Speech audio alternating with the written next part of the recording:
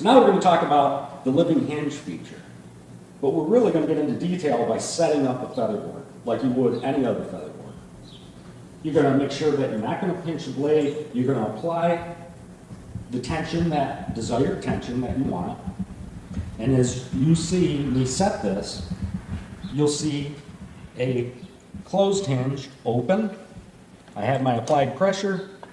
I'm going to lock it down just like I would any other featherboard. Now I'm good to go. We're going to show just what happens as this board goes through. We hit that first feather.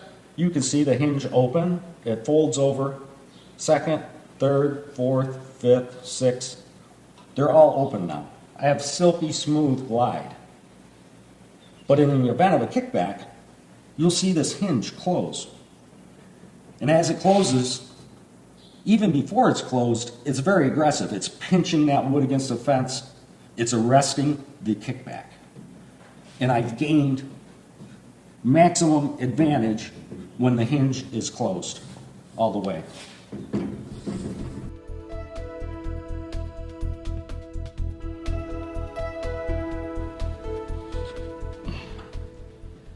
This is what it's all about. 62 pounds of force it took to overcome that. That's the safety feature right there.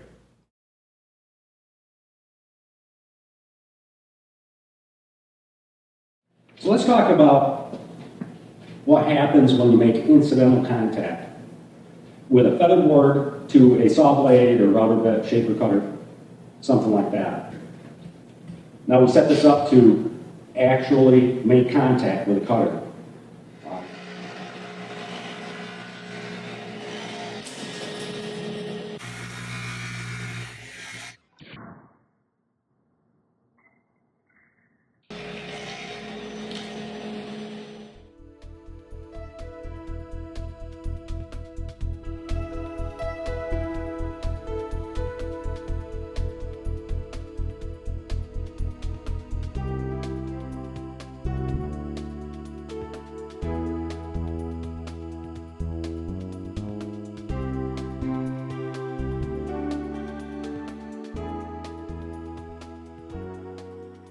Now we're going to talk about marring and chatter marks left on your product after running through a shaper or router saw.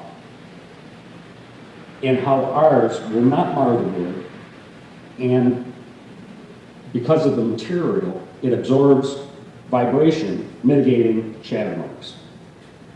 So I'm going to just set this. We're going to run this piece of mahogany through here. I'm not going to cut it. I'm going to show you that going through with high pressure. It doesn't matter what the pressure is. It's not going to mar it, and it's not going to leave a black mark. The material is not going to rub off on it. And then we're going to set this traditional plastic featherboard up, and we'll take a look at what happens.